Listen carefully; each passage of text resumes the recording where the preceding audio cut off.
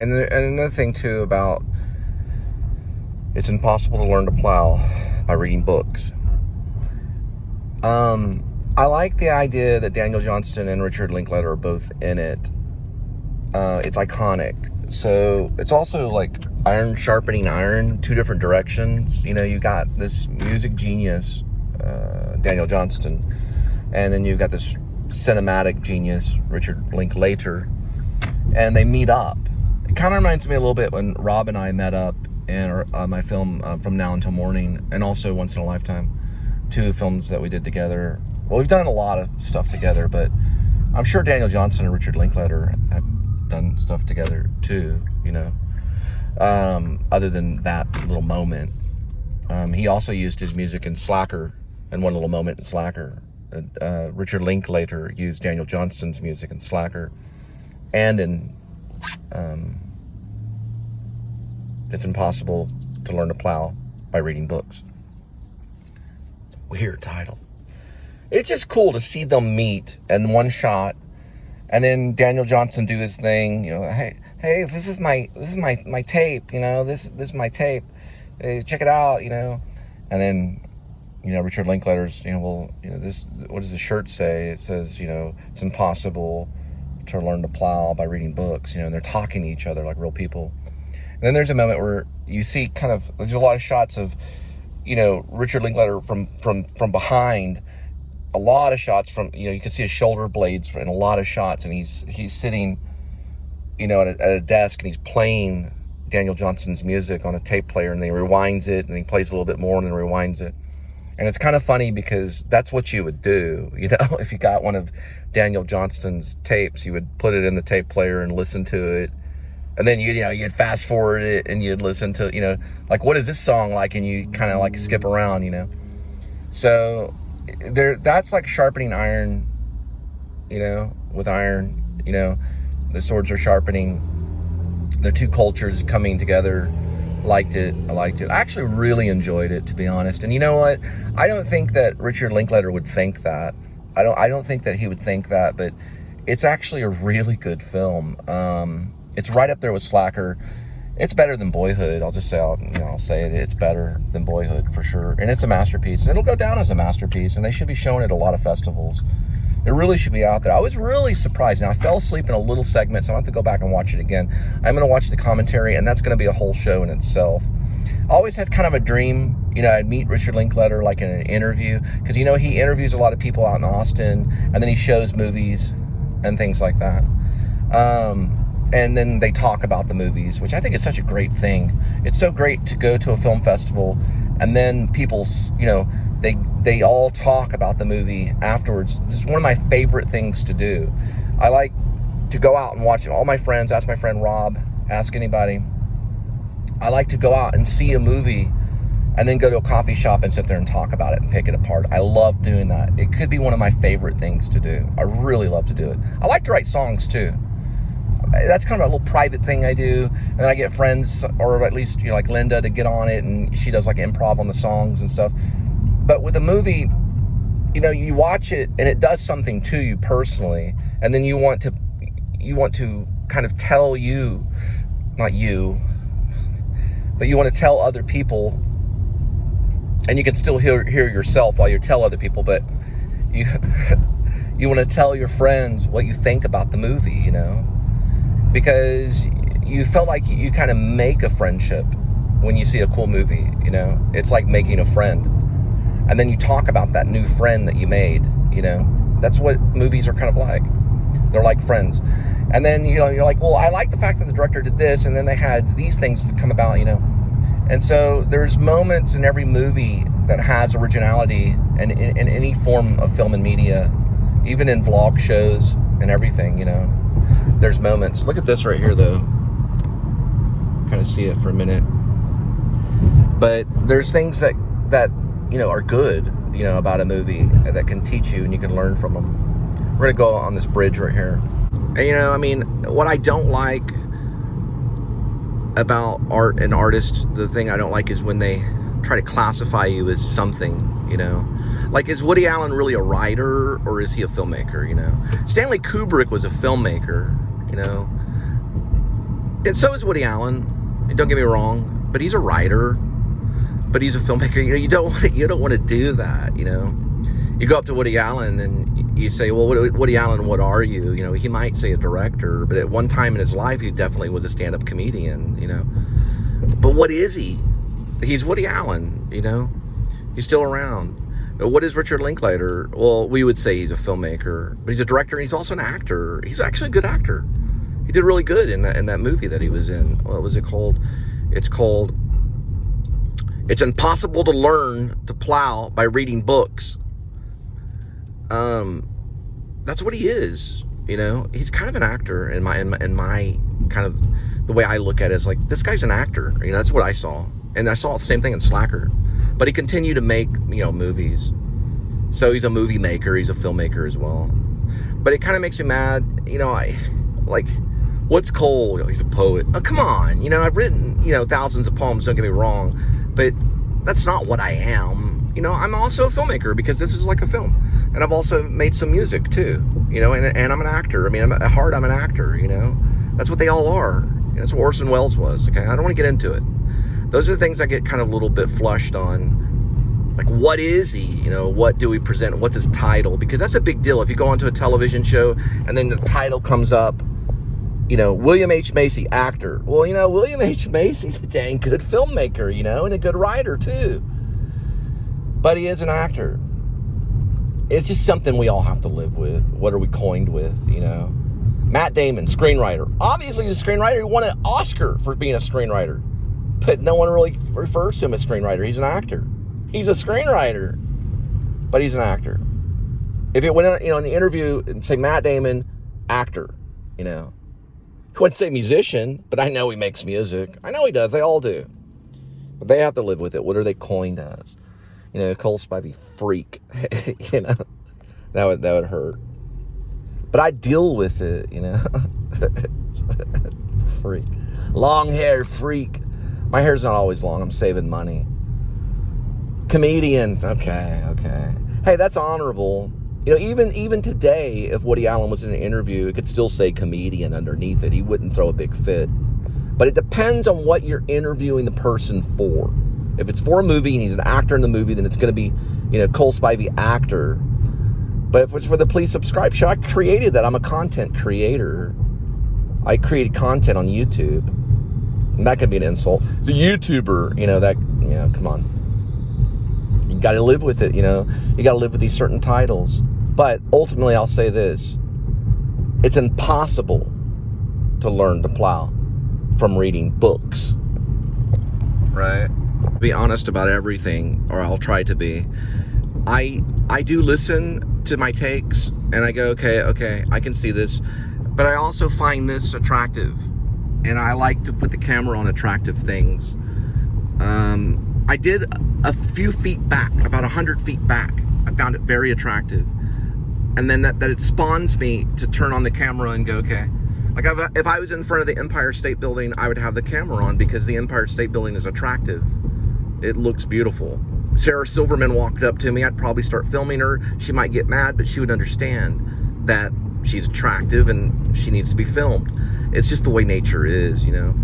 But you can't go up to like every pretty person, you know, they get upset. But, you know, look at James Noctway, you know, war photographer. He knew how to do it. He'd go up to in front of anybody. He'd go up in front of me. He just knows how to do it with the camera. Plus, he doesn't eat a whole lot. You know, he's always very lightweight. Those kinds of people are like, okay, that's fine. Fine, here, just have this cracker. You can film me. He's a very thin guy. I guess what I'm trying to say is I don't really know if I have like a complete objective when I go off on my monologues, but that's okay because there's comedy maybe in that. I know Woody Allen would call it something.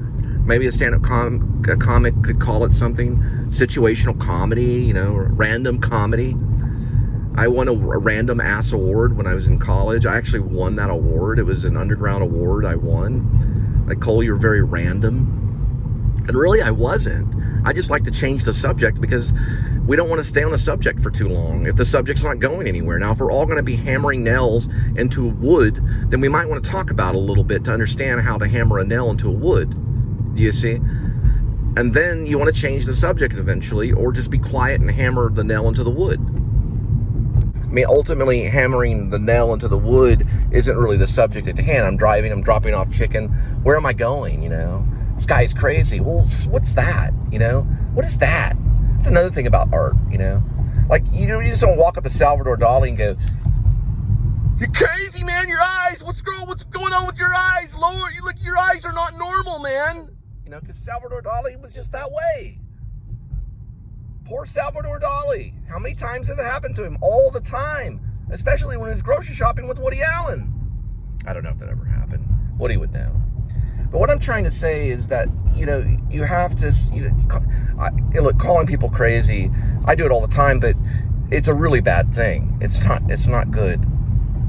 I don't recommend it unless you're upset and you're in traffic. You really don't want to call people crazy. It's actually a sin. It says it's in the Bible, but we do it every day. Look at that crazy mother effort.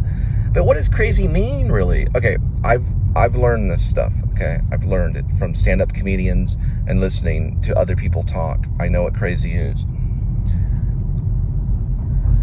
I'm trying to do a comparison. I'm doing it in my head right now before I do it.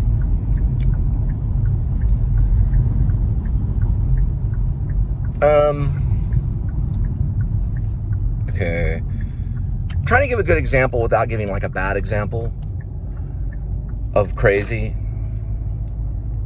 And I can't really do it right now, but I know that I know the end of the joke. I'll skip the first part of the joke and I'll go to the end just because I know I'll mess up the first part. So we're just going to go to the end of the joke. Let's just define it in the most basic terms of what crazy is.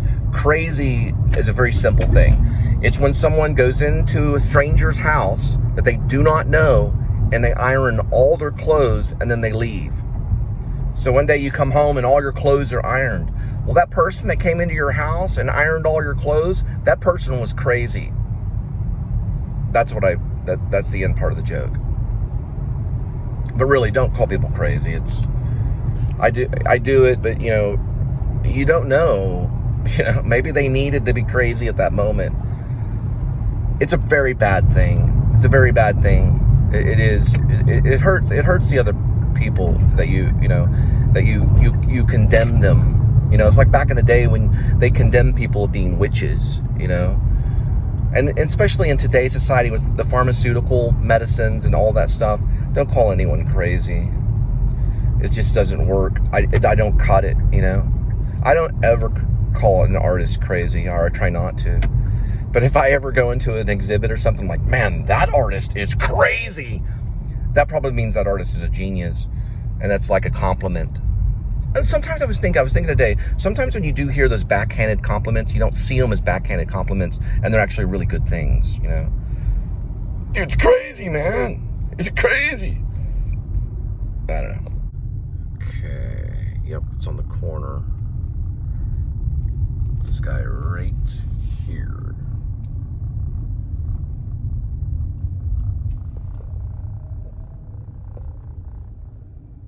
That's a cool house.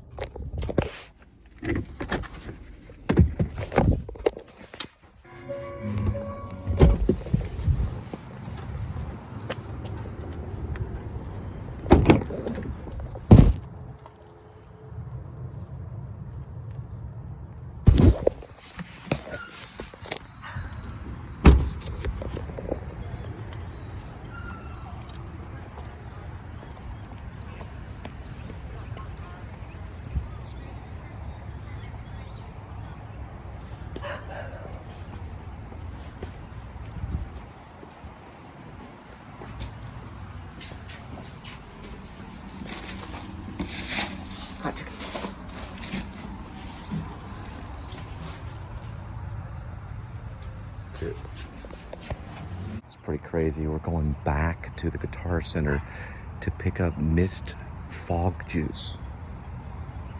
This is pretty cool right here.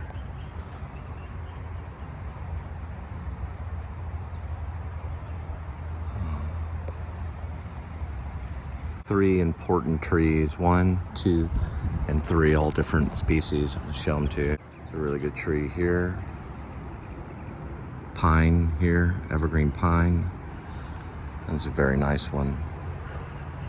A mighty fortress is our God, a bulwark never fading. It's a nice little Spanish style. God, it's a steep hill.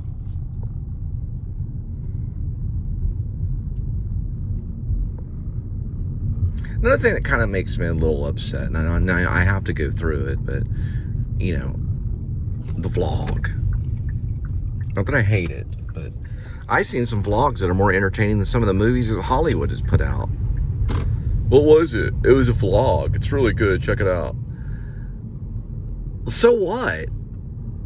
You know, what is that? You know, a movie can simply still probably be like a vlog because it's still in video. It's a different type of camera. It's still personal to, you know, that person or whatever. I guess they define it by parameters. Well, it's technically got to have at least a wide shot in it to be a movie. Technically, yeah. Bull that comes from a bull. Bull, S-H-I-T, comes from the bull. Bull. It's what it is, man. It's just the thing happening. I mean, I've heard rumors that Stanley Kubrick did 100 takes when they were filming Hal Run and the young boy Danny. What was he looking for out of those 100 takes? My goodness. It rose everyone's eyebrow. Let me tell you that. The entire nation was wondering. Turned out to be a pretty good movie, though. 100.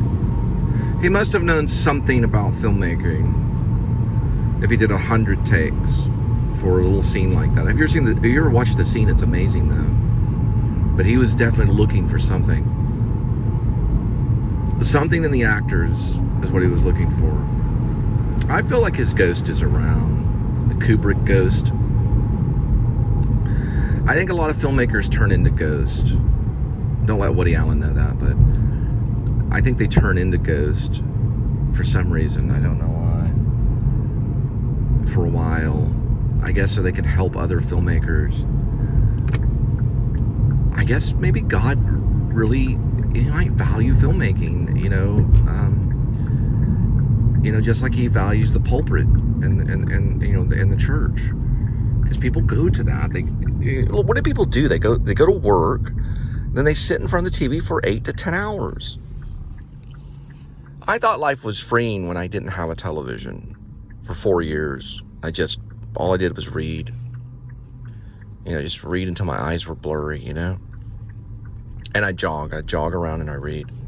That to me is a great retirement. Reading, jogging around, and then watching movies, But it feels like when you're reading those novels and you're reading those books, the movies become more of a treat, It becomes more of like an award or a reward. A reward for reading, Reading's so important, and you go somewhere in your mind and you have to work your imagination muscles. And then you go, well, since I read 10 chapters and I'm working on this other book, now for a treat, I can go and watch a movie. But then there's other filmmakers. I think Kubrick was one of them. He was very well read. But I think they watch a lot. If you have to watch 100 takes, they spend a lot of time watching and looking. It's a different type of reading. But some are more capable of different gifts than others, when it comes to reading or watching movies or analyzing or doing vlogs. Everybody has their gift.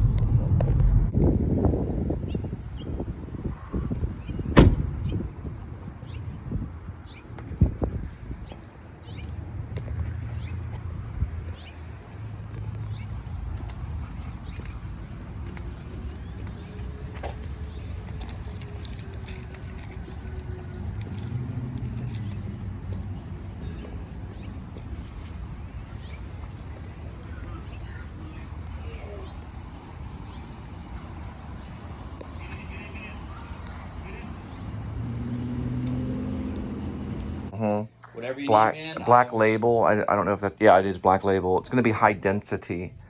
High density. Mm-hmm. I don't know exactly what they mean because Black Label right here. H2O. H2O. Well, that's they're all Black Label. Yeah. High density, thick is exactly right. Thank you so much. Appreciate it. I'll ring you up over here whenever you're okay. High density, yeah.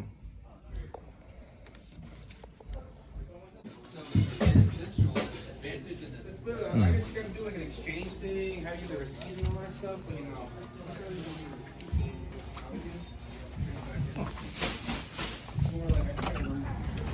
Oops, sorry about that. Liberating art.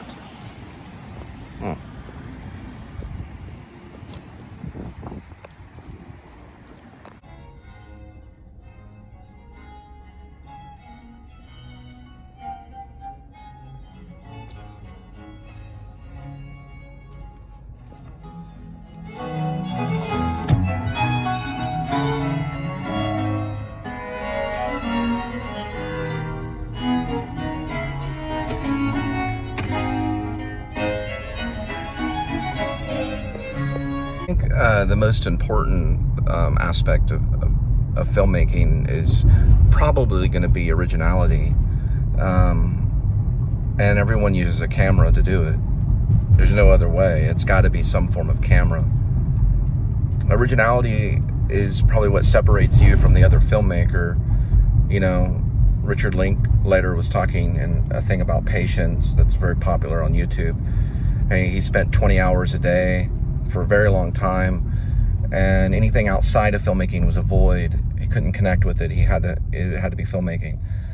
I don't know if that's always how things would be, but as a filmmaker, probably that is. It's kind of the OCD crowd. So in doing that, you'll learn over repetitive action what originality is to you, and you'll learn to at least attempt to be original, you know, but you're still using a camera just like Kubrick did, just like Woody Allen does, just like Richard Linklater, just like Ingmar Bergman, Scorsese, to Alex Kendrick, you know. Whatever point you're trying to make, you're still using a camera. It's really weird. I had a weird dream about Alex Kendrick because he is a filmmaker regardless of what the other filmmakers say. It also makes me mad when another filmmaker doesn't call another filmmaker a filmmaker. You know, I'm not harping on Kevin Smith when he refers to all filmmakers like astronauts. There's only a few of us. I know he loves it a jealous way. But I had a dream about Kendrick. Kendrick, it was like in a city like Fort Worth, or it was like Dallas, and it was end times, and it was like post-apocalyptic. And he was like on the outskirts. He had his business suit on. He had the power that he has as a filmmaker and as a evangelical, as a minister. This guy's prophesizing right here. He does that all day. And in the dream, it was just post-apocalyptic. It was very like Revelations, but he was kind of on the outside, on the outskirts, like nothing could get him. And I felt like he was looking at me. It was a very strange dream. It's very, very strange. But originality comes from, I think, personality, because you are who you are, and there will be originality in, you know, how much you share of honesty. You'll find the originality in the honesty. So if you're true to yourself and honest, then originality will come out of that. But like any form of art, don't let it get you down. Continue to do it. The process is the most important aspect of filmmaking and everything else, because you found a love for something. Go after that. And hang on to what family God gives you while doing it. And that'll go for any career. You will become obsessed with your career because you need that to survive for functioning purposes. And stay with it, you know. And then the originality will come, and you will be rewarded eventually. It'll happen. On that level is up to God. It's up to God to find out the level of your reward, you know. And I don't really know why filmmakers kind of in a way fight a little bit, you know, in the fact that, well, I'm a filmmaker because I did this. Well, that's just ridiculous, you know. You're simply a filmmaker because you did it. That's it, you know. That's it. You're a filmmaker because you did it. Yeah, you made this amount of money, blah, blah, blah. And they'll get upset. George Lucas, $5 billion, that makes him a filmmaker? You know, well, he did create Star Wars.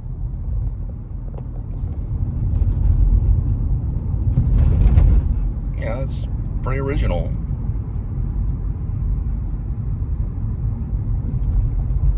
Still filmmaker, that's what he's classified in Wikipedia.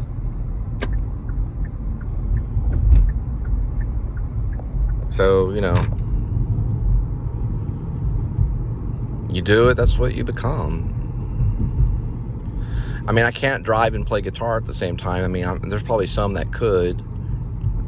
But God so happened to give me the gift of doing this and dropping food at your doorstep.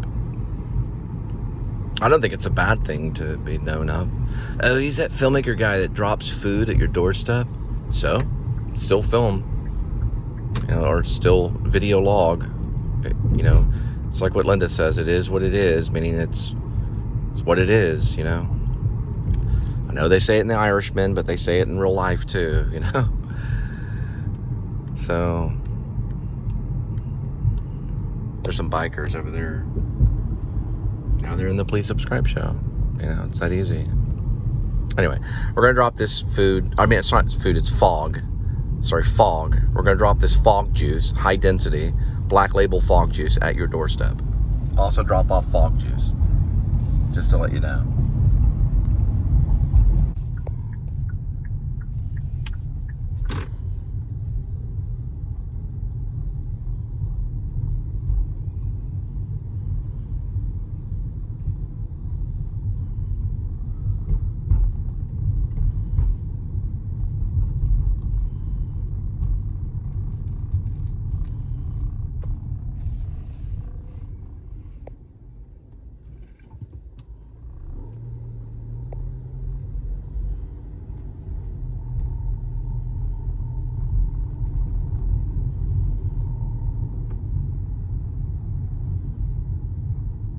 I got a directory right here.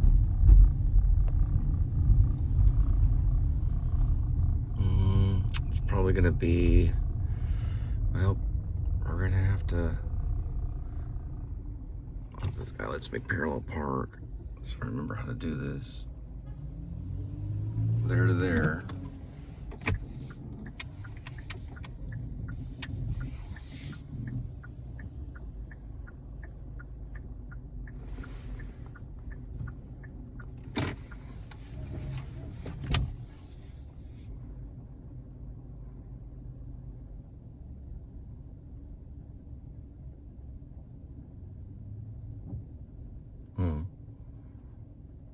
It's all about the angling on that.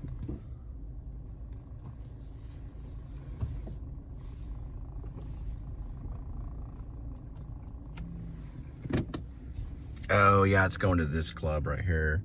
What I can probably do, I remember because I've dropped off fog juice before here. They usually have a lot of music playing.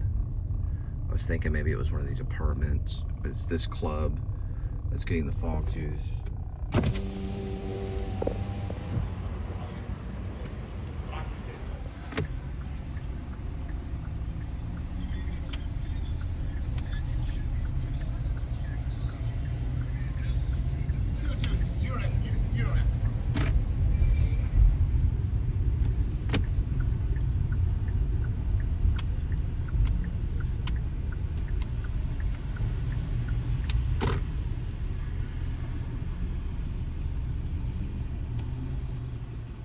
Just say public parking right here.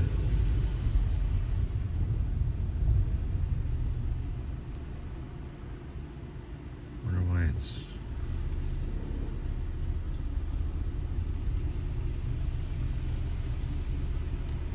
Let's just drive in, okay. Compact. That'll work. Let's drop off the vlog juice.